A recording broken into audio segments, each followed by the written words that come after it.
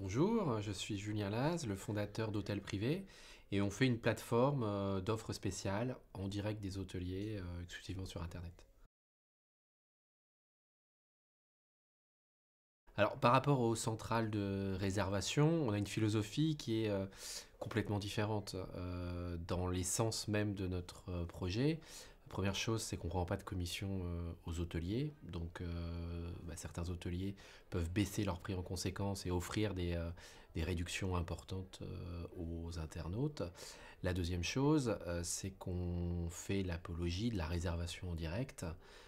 Donc on fait en sorte que les hôteliers reçoivent leurs clients directement et leur email et réservent sur leur propre site internet qu'ils ont mis des jours, des nuits à concevoir. Alors nous, au niveau du marketing émotionnel, on essaie effectivement de faire en sorte, et c'est dans notre nom, hein, la notion de privé, hôtel privé, de faire en sorte de mettre en relation directe l'internaute et l'hôtelier. Donc quand on décline ça, je dirais qu'on décline notre tagline, hein, qui est l'hôtel que je veux mais en mieux. Donc en mieux, effectivement, il y a la notion de prix. Donc on essaie de trouver le prix le plus juste possible. Donc on peut parler de promo des fois, mais il y a des hôteliers qui ne peuvent pas faire des promos. Donc déjà avoir le meilleur prix en direct, c'est intéressant. Donc la première notion, c'est le prix. La deuxième, en fait, c'est l'expérience. Faire en sorte que on n'aille pas à l'hôtel et qu'on réserve une nuitée. Hein, c'est le langage des centrales de réservation. Nous, ce qu'on veut, c'est que les gens passent un bon moment, soient bien accueillis. On est de plus en plus mal accueillis quand on passe par les centrales de réservation. Et découvrent ce qu'il y a autour. Donc il y a un marketing de la destination, de ce qu'il y a autour à voir, à faire autour de l'hôtel. C'est important. Et la troisième chose, c'est le service. Exclusif si possible pour les membres qui réservent en direct. Donc ça peut être des choses très simples comme le petit déjeuner offert, du surclassement, ça peut être des pourcentages de réduction sur les services type spa, ce genre de choses. Euh, L'idée c'est vraiment de faire en sorte qu'on soit complètement différent d'une centrale de réservation de A à Z, c'est-à-dire faire en sorte que voilà, l'internaute soit content d'aller à l'hôtel, qu'il passe un bon moment, qu'il ait vraiment une expérience et que à la fin l'hôtelier qui aujourd'hui grogne vraiment contre les centrales soit content de faire son métier. C'est important. Alors le concept de la soirée avec effectivement un pitch et puis un feedback immédiat sur la façon dont on fait le pitch, c'est assez intéressant parce qu'on construit, nous on a 10 mois hein, d'activité, on est encore en bêta, on construit notre service sur une multitude de feedbacks voilà, de différentes sortes. Donc ça peut être des clients finaux, des voyageurs, des spécialistes du marketing, des spécialistes de l'hôtellerie. On essaie en fait de mettre tout dans un shaker, de secouer, puis de faire en sorte de faire ressortir le meilleur de tout ça. Donc ce format où je pense qu'il y a des gens après qui iront voir, on va peut-être avoir des contacts indirects, des gens qui vont faire un feedback sur vous aviez dit ça, mais in fine, moi j'avais pas compris, et, voilà, ou nous conseiller sur deux, trois choses. Quel que soit le feedback, en fait, on essaie de l'intégrer, nous, dans la façon dont on conçoit le service. En fait, il est en construction permanente. On n'est pas encore dans le marketing d'un produit fini, loin de là. On est vraiment en construction et ça peut durer des années, cette construction-là. Et voilà, c'est intéressant d'avoir un feedback de professionnels sur ce sujet-là.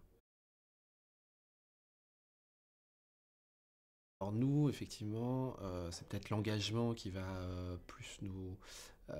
voilà, qu'on va essayer de décliner à outrance. Donc moi, je suis petit-fils d'hôtelier.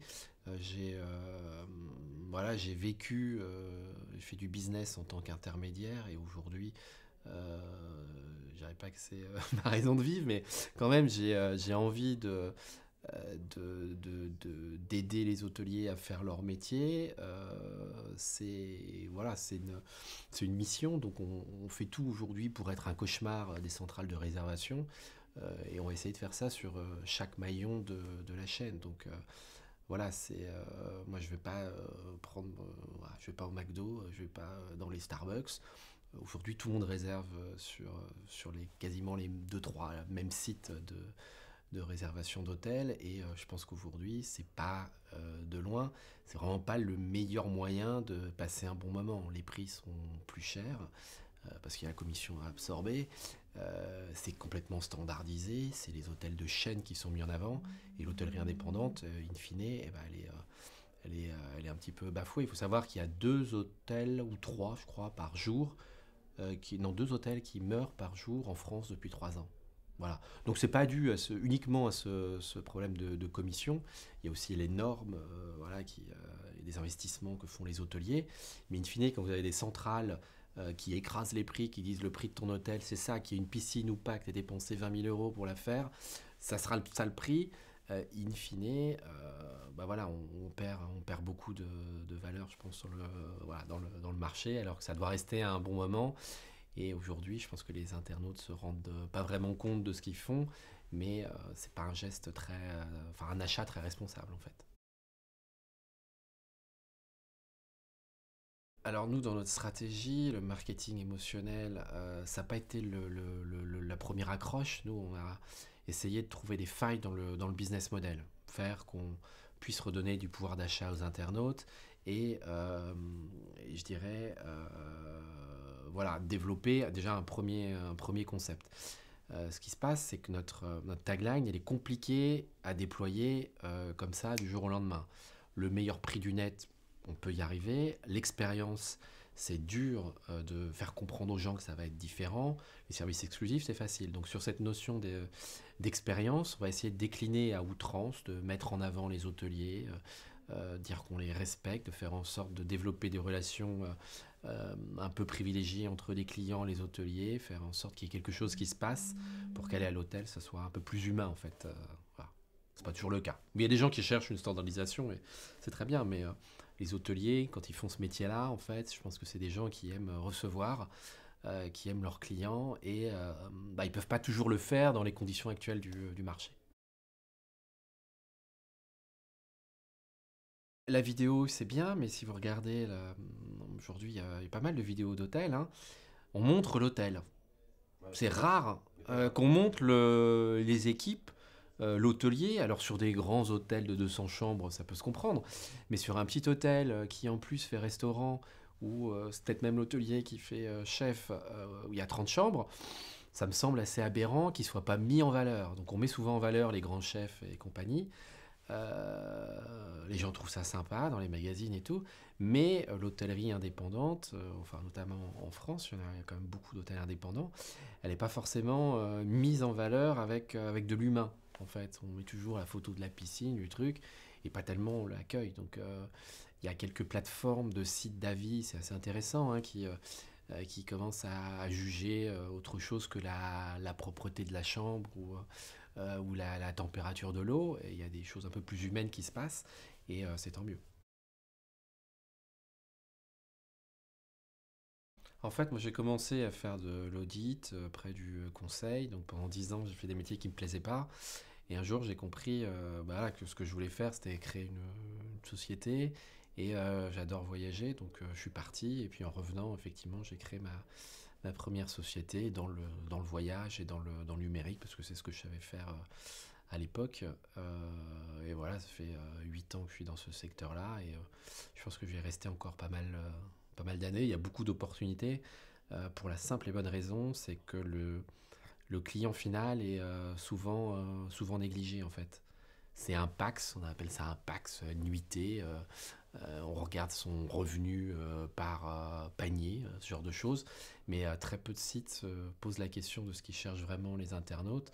Voilà, si vous cherchez réserver un vol, un séjour ou un hôtel, il y a à peu près 10 sites qui ont à peu près les mêmes produits pour chaque catégorie.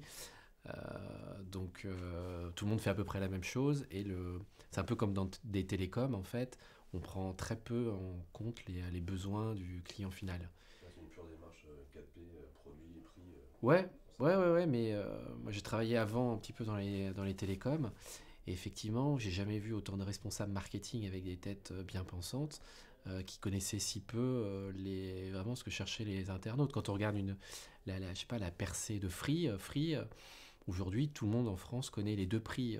Le prix à 2 euros, celui à, je crois que c'est 17, voilà. Est-ce que vous pouvez me donner le prix d'un forfait Bouygues Télécom, SFR ou Orange? C'est compliqué. Compliqué, on n'y comprend rien. Donc voilà, je pense qu'il y a une vraie méconnaissance dans certains secteurs. Et le tourisme, je pense qu'il y a, il y a peut-être trop de volume, trop de masse, les marges sont peut-être trop faibles, mais on ne construit pas des produits vraiment pour les voyageurs, clairement. Voilà. Donc, Donc il y a encore beaucoup de mettre choses. le client au Ouais, centre de mais c'est pas facile, hein. Le meilleur exemple, c'est que moi je connais pas vraiment, pourtant des sites de voyage, il y en a des milliers, des dizaines de milliers, mais pas vraiment de sites d'évasion. Il n'y en a pas vraiment des sites qui donnent envie de voyager. Le premier site dans le monde, c'est un site de critique. Voilà, pour se rassurer. Pour se dire est-ce que c'est bien, est-ce que je peux y aller, est-ce que je peux mettre ma carte bleue. Et il y a peu de... Ouais, c'est TripAdvisor. Et en fait, il y a Booking fait un marketing de la peur. Vous êtes sur le site, vous sortez la carte bleue, attention, il reste une chambre, attention, le dernier vient de réserver. Donc en fait, il y a tout un marketing de la peur et un marketing de l'évasion, de l'envie. Dans le voyage, il n'y en a pas beaucoup. Et il y a peut-être Airbnb en ce moment qui joue pas mal sur ces créneaux-là. Et c'est peut-être une des clés de leur succès, c'est qu'ils ont compris qu'il fallait faire rêver les gens, pas leur mentir, mais voilà, leur donner des discours qui leur donnent envie de voyager. Et je pense que voilà, c'est un des problèmes du secteur. Bon, on va vous souhaiter bonne chance alors. Merci.